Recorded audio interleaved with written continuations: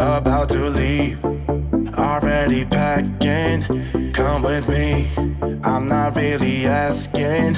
We'll get away to a place where we don't know. About to see the world in action, what we can be, life with no distractions. We'll get away, this is what we waited for. Take my hand, we'll make it somehow. We can't miss out. I'm done living life with the lights out. Die with my own doubts. Be free with me.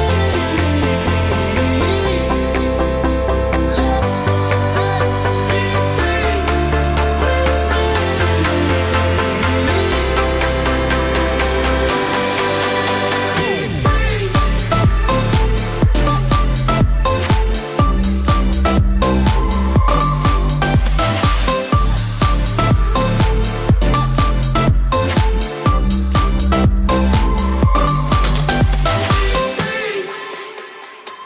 Now looking back, eyes on the freeway, Bonnie and Clyde, a classic cliche. We're on the run, this is what we waited for. Take my hand, we'll make it somehow. We can't miss out.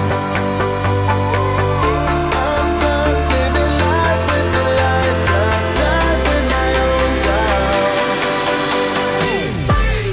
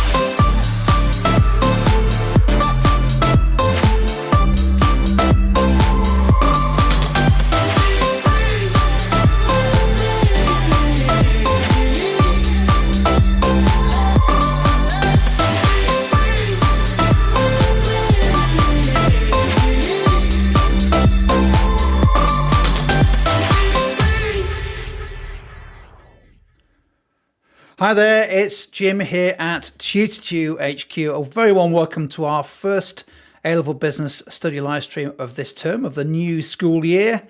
And today I'm joined by two backed by popular request members of the A-Level Business team. It's Pete and Mike. Good evening or good afternoon, gents. Good afternoon, Jim. For those of you who've not come across these fine gentlemen before, Pete is on the left as I look, which must mean Mike is on the right and I'm in the middle. So I've got that bit right. Welcome to this session. This is a live stream session. So welcome for those of you joining us live on YouTube and the Tutor channel. Of course, there's also, we know from past experience, many hundreds and thousands of students join us on the recorded version. So if you're watching us on catch up, welcome too. It's about a 35 minute session. And what we're doing with the sessions this term is to pick on some specific topics in the A-Level Business specifications across the exam boards that we know are really important when it comes to exam and assessment questions. And tonight we've gone for an examiner favourite. I'm sure Mike and Pete will agree, capacity and capacity utilisation. We'll get going very shortly. Just a bit of admin as people are joining us. I can see lots of people joining us live. If you want to get involved in the questions, suggested answers, that kind of stuff, use the live chat. To do that, you'll need to be subscribed to the YouTube channel. So if you're not already done so, quickly log in to YouTube using your usual Google login and subscribe to the channel. And as Mike and Pete go through the activities, we do encourage you to have a go, type your answers into the live chat. You may need a calculating implement. If it's capacity utilisation, chances are you will. So you may want to grab your phone, or if you're using that for this broadcast, then grab a calculator or do it in your head. That's fine as well. Mike, Pete, capacity utilisation, the topic tonight. So are we almost set to go? Ready to go when you are, Jim? Yeah, we're all ready, Jim. Right, have fun, everyone. I'll have a go at the questions as well, and I'll see you all later. Thanks, Jim. So we're going to start with our big reveal activity. Can you work out the name of the product behind the question mark before all the clues are revealed? So you're looking for the name of a product, and we're going to give you 5 clues. You can put your answers in the chat windows. As you guess, you can have as many guesses as you want. So here's our first clue. This product was launched in 1901. So it was launched in 1901. We'll go with the second clue as well, please, Jim. And it's produced by A.G. Barr. So it's launched in 1901 and produced by A.G. Barr. Answers starting to come in. Haven't seen a correct one yet. So launched in 1901, produced by A.G. Barr, and often known as Scotland's other national drink. Often known as Scotland's other national drink. More guesses coming in. I've not seen a correct one yet. So fourth clue, please, Jim. The most recent advert, most recent commercial was set in a Wild West saloon. So the most recent advert was set in a Wild West saloon. I'm seeing some correct answers coming through. And the final clue, it's the best-selling soft drink in Scotland and the third in the UK. Best-selling soft drink in Scotland and the third in the UK. The answer, of course, is Iron Brew. Well done, those that got it. MJ Amos, I believe you were first, but there were several other correct answers.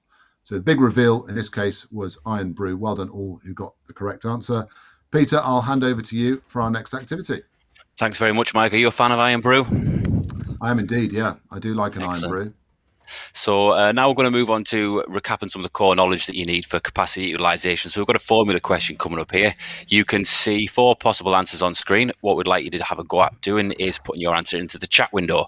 So from what you can see, what is the formula to calculate capacity utilization? Is it A, actual output divided by maximum possible output? B, maximum possible output divided by our actual output multiplied by 100? Actual output divided by the maximum possible multiplied by 100, or is it D, maximum output divided by actual output? Indeed, it is either A, B, C, or D. What do we think? A few answers coming through now, which is great to see.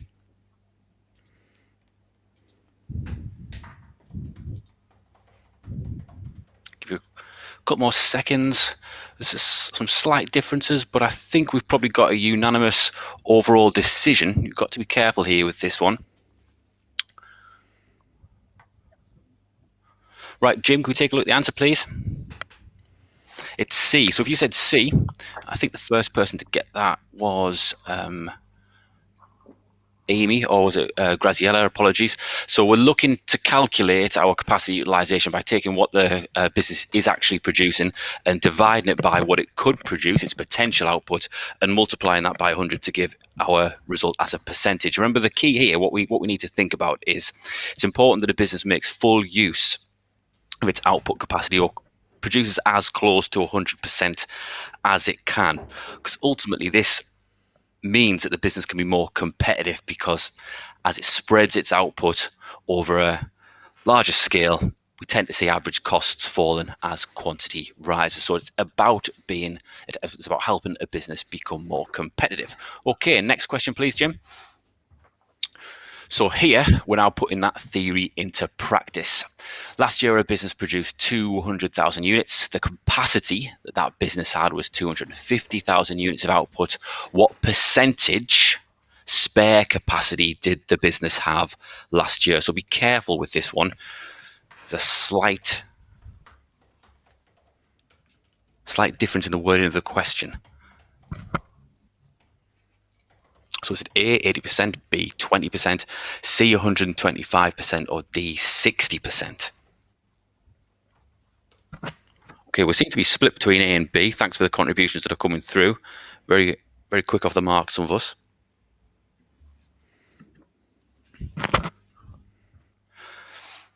I think what some of you have soon realised is that although I said we were putting this into practice, the caveat with this question, it's about spare capacity that the business has got. So there's two things that are required here, isn't there? Let's take a look at the correct answer, please, Jim. If you said B, well done, you're correct. So the first thing we need to do is actually calculate the capacity utilization. So 2 stages. We take our 200,000 units and we divide that by 250,000, multiplying it by 100 as we saw with the previous question. That gives us our capacity utilization of 80%. Okay. So therefore, if 80% capacity is being used, we must have 20% spare capacity. So well done if you got that one correct. That was getting us thinking early off from the outset. Okay, next slide, please, Jim. So it's important that regardless, we're only in September, but it's important that you start to think about your exams and any assessments that you might have up and coming, particularly those that recap year 1 content. So the capacity of a business is a measure of how much output it can achieve in a given time period. Okay, so more often than not, when you calculate capacity utilization, it'll be for a period of time, it'll be for a moment in time. Okay, a fast food outlet may be able to serve a maximum of 1,000 customers per hour. So what we're really interested in, okay, is this measure of potential or maximum output. The utilization aspect measures the extent to which this capacity is used or utilized during a specific time period. Okay, so a fast food outlet may serve 800 customers per hour, but it might have the capacity to serve 1,000 customers per hour. We've been through the formula, and what's key is you taking that formula, understanding it, applying it in an example, and then going on to explain the implications of it. It's important to recall as well that capacity is a dynamic concept, so it can change. So you might have a football club, and that football club may be playing in the lower tiers. It might have a capacity of 42,000, but some of these seats might have been closed off in this football club, so it reduces capacity that the football club has, and therefore it makes better utilization of those seats rather than some sitting empty. So I think we're going to now hand over to Mike for a 60-second challenge. Thanks, Peter. Yes, our next activity is called the 60-second challenge, and we've called it this because you're going to have 60 seconds to try and solve this calculation. So here's our scenario. Ryan Hair is a hairdressing salon located in Sunderland. The capacity of the salon is 200 customers per week. Last week, Ryan Hair had 150 customers. Calculate the capacity utilization for last week. Here's 60 seconds.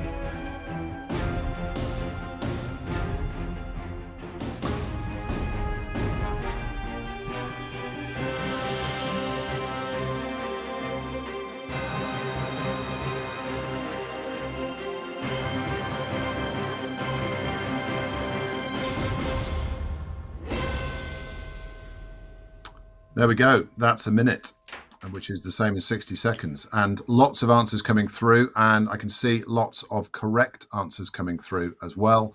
The answer here, of course, is 75%. If you're able to do a calculation like that in 60 seconds, then you're doing well. Let's just remember to be methodical when you are carrying out calculations. Think about the formula, then add the figures, and then finally the answer.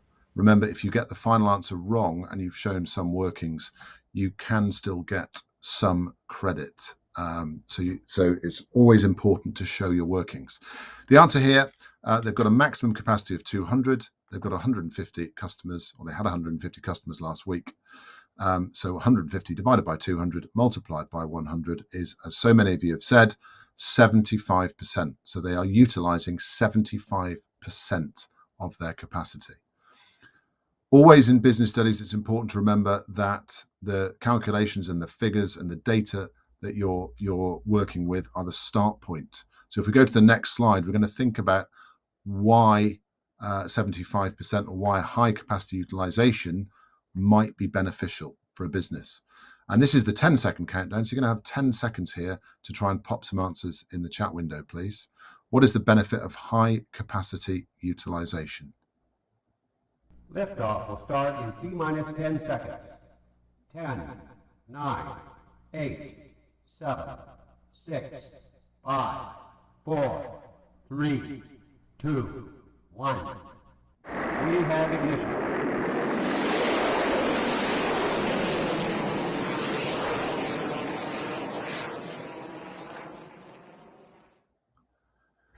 Thank you very much. And we've got some answers coming through. Thanks for all those who have contributed so far. A few more seconds if you are still typing. So a range of answers coming through. Lots related to sales. So we're talking about maximizing sales. We mustn't confuse capacity utilization. Capacity utilization on an airline would be would equate to more sales, but producing a high capacity, having a high capacity utilization in a manufacturing environment wouldn't necessarily mean more sales.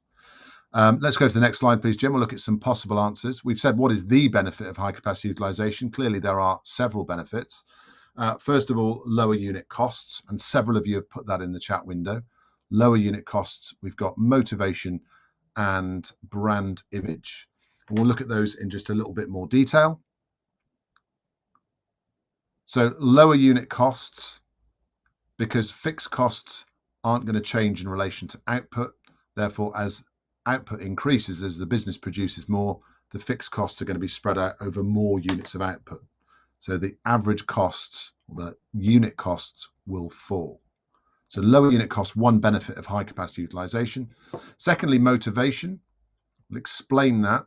When capacity utilization is high, workers may feel more secure in their jobs.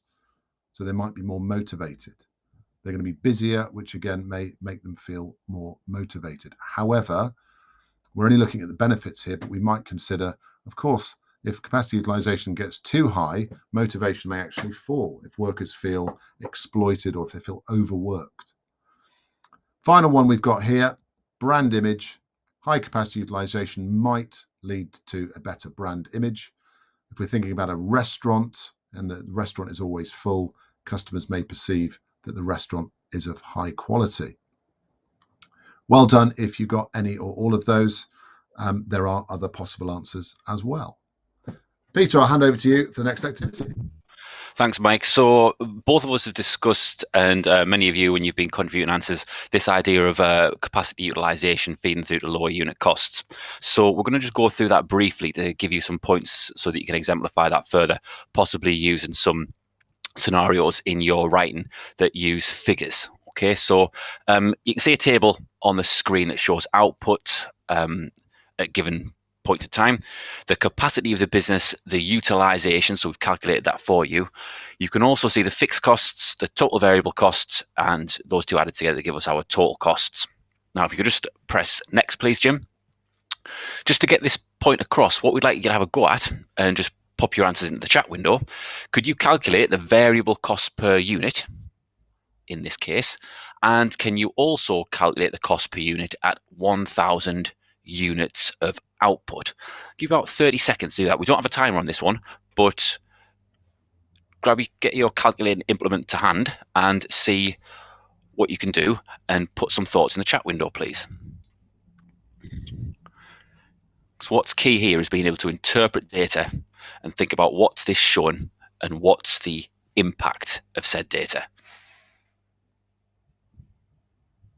How does it impact a business's decisions, and what impact does it have on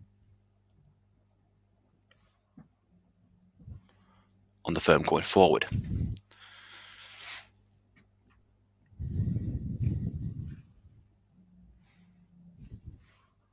So a couple of answers coming through.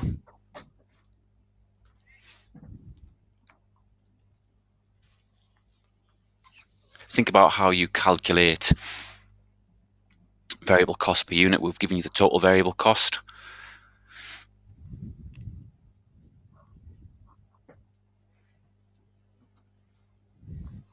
couple more seconds. Okay, now I think we're starting to get some answers through. Apologies if you have been putting answers through. My internet's a little bit slower. Okay, I think we're pretty unanimous for some of us here. If we could advance the slide, please, Jim. So, as you divide your total variable cost by those units of output, so the 200, the 400, the 600, all the way to 1,000, you'll see that the variable cost per unit is 50. Now, at 1,000 units of output, we can see that the cost per unit, the total cost per unit is 70,000. 1,000 units of output, well, if we do the number crunching, 70,000 divided by 1,000 units of output, that gives us a cost per unit of 70. Okay, so we can see that as output increases, those fixed costs are being spread over a greater range. We're utilising, what's key if you look at that utilisation column as well, that as we're at 100%, we're using our spare capacity, we're using our capacity to its full advantage, and that cost per unit has fallen. So well done, folks. That was some excellent contributions. If you can move on to the next slide, please. And this is over to Mike. Thanks, Peter. This is called Give Me Three because I'm looking to see if you can give me three factors here. In this case, we're looking at ways of improving capacity utilization. We've seen that higher capacity utilization can be beneficial in terms of unit costs, in terms of motivation and brand image. Can you give me three ways in which an organization might improve its capacity utilization? Give me three. Here we go.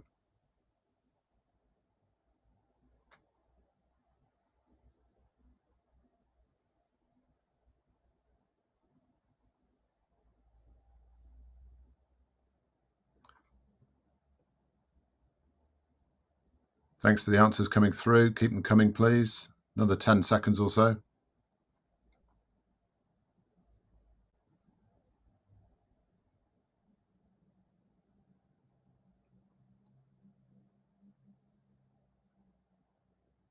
A few more seconds if you're still typing. Thanks for the responses so far. Got a range of answers coming through here. Apologies for the lack of music on that. Okay, let's look at the next slide, please, Jim. We've got a whole range of answers coming through, and thank you to everyone who has contributed. Three possible ways of improving capacity utilization. Well, reducing capacity would be one of those, and we must note here the difference between capacity and capacity utilization. Some people have said expand or increase capacity.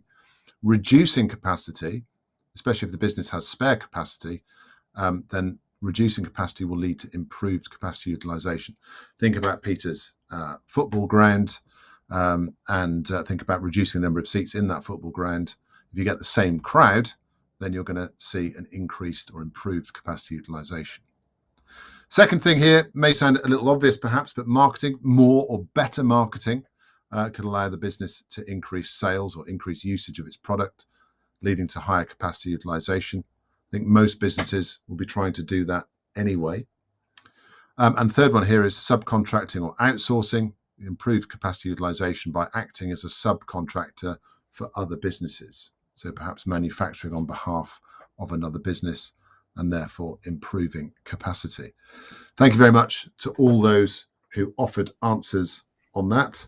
I'm going to hand back to Peter for another 60-second challenge. Cheers, Mike. So the table below shows the index of output of a manufacturer. So the base year is 2017, when the business manufactured 500,000 units.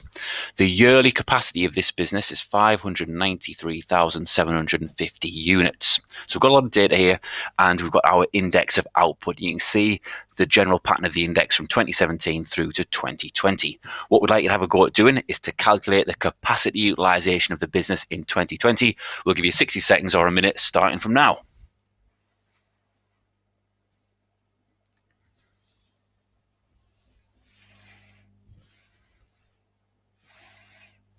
Index numbers are a tough one. There's a lot to do here in a minute. So think through the stages that are involved. What's the first thing that you need to calculate?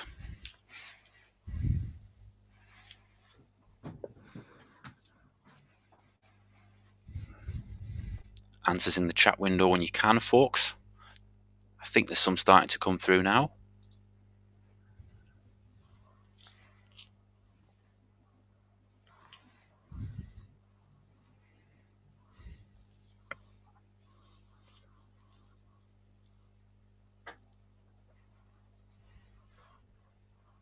Couple more seconds.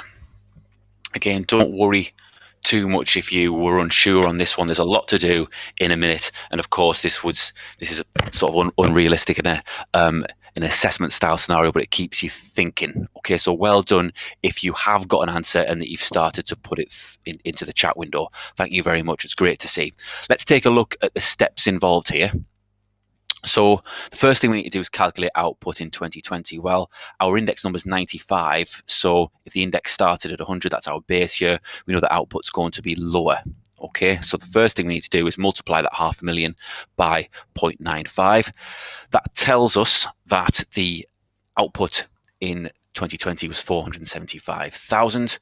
We are told the maximum capacity of the business, the 593,750. We're then going to divide the 475 by the 593,750. That gives us a capacity utilization rate in 2020 of 80%. Okay, so well done. I think it was Alex that came through first with that answer. I'll give you the proverbial hat tip. Well done with that one. If you're not sure about what an index number is, there's plenty of revision videos on the Tutor2You website that cover the topic of index numbers. Essentially, what we're trying to do with an index number is it's an easy way to measure percentage changes and look at changes in a number of different variables over a given time period. Okay. Next slide, please, Jim. Okay, another calculation one coming up here. True or false this time, a business has a capacity utilization of 60%.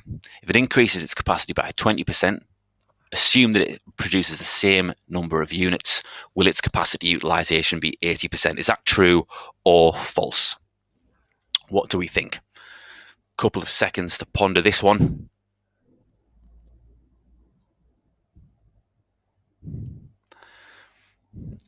I think we've got a unanimous decision. It's all coming through thick and fast with false, and our answer, we've also got an answer here from our first responder of 50%. Okay, if you did say false, well done, and if you said 50% as well, that is correct, because of course what we're doing is we're expanding our output by 20%, so output's 20%. We've got the potential to produce 20% more, so we're dividing out this time 60 by 120 to get 50% capacity utilization. So well done. That's a bit of a tricky one, or at least that's what we thought when we put the slides together. So well done to you all for getting that.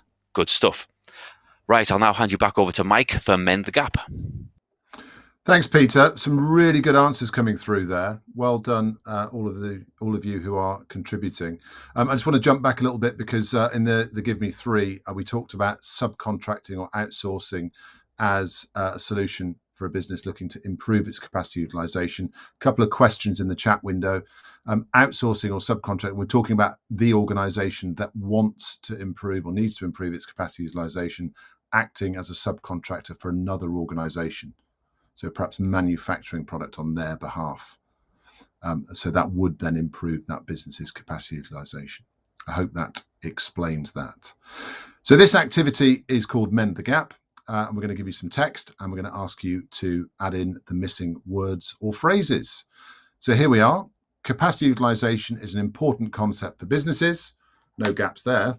The higher the capacity utilization, the blank the unit costs. So there's a missing word. What is that first missing word? And then the second paragraph, this is because the something of the business are spread out over something units of output. However, operating at near or full capacity is not without its problems. Operating at full capacity can lead to overworked staff impacting on quality. Also, there is something time for routine maintenance and staff training. So you can do them word by word if you want to. You can do, as some of you have already done, very impressively, you can put in all 4 words together. The choice is yours, but try and work out what those missing words are, please. Looking for words rather than numbers here. few more seconds. Lots and lots of answers, mostly along the same lines, and some even self-correcting, looking to improve their answers, which is a really good thing to be able to do. Let's have a look at the answers then, please, Jim. So here we are. Capacity utilization is an important concept for businesses. The higher the capacity utilization, the lower the unit costs. Remember, we said that before, the lower the unit costs. This is because the fixed costs of the business are spread out over more units of output. So fixed costs and more. However, operating at near or full capacity is not without its problems. Operating at full capacity can lead to overworked staff, impacting on quality. Also, there is less time for routine maintenance and staff training. So missing words: lower, fixed costs, more, and less. Well done if you got all of those correct. Some of you were incredibly quick. Well done. So a bit more exam gold for you. Capacity utilization is a very popular topic with examiners, and we know that based on the frequency with which it appears in exam papers. It can be examined in a number of ways. So it might be, for example, that you're asked to calculate capacity utilization.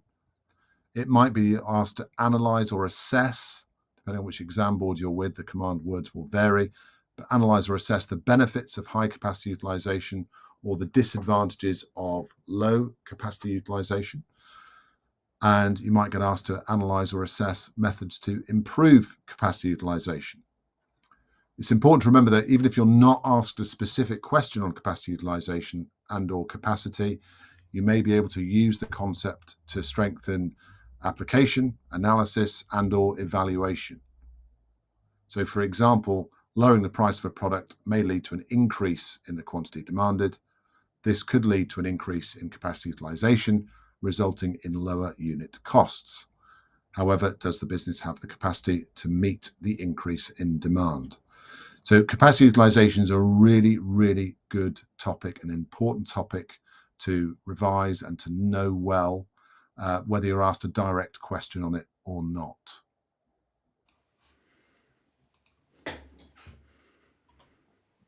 And on that bombshell, we're there. Fantastic. Great session. And I was just thinking, actually, whilst you were going through that last piece of exam gold there, Mike, just how many topical examples there are of capacity utilization in the business news. It's always worth looking out at news stories, maybe one or two a week, just to see if you can link them back to the theory. I was walking past a restaurant just down the street here in the village that was advertising for chefs. They can't get any chefs, therefore they've had to close the restaurant for a couple of nights a week and reduce their capacity because there's massive demand now for people wanting to eat out, and loads of examples, aren't there, of how you could apply real time capacity issues facing businesses. Absolutely, and it's a really important habit to get into, reading the news, watching the news, paying attention to what's going on around you, because these business concepts are real and you can see them in action.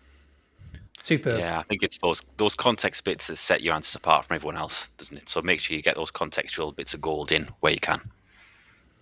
Fantastic session, bang on time as always, and many thanks to Pete and Mike for taking some time from their teaching schedules today. Much appreciated. Great session. If you enjoyed it, don't forget to give the session a thumbs up. That helps YouTube suggest the session to others via its famous algorithm.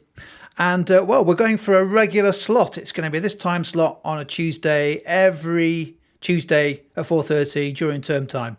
So all the next A-level business sessions are lined up if you want to take a look at those.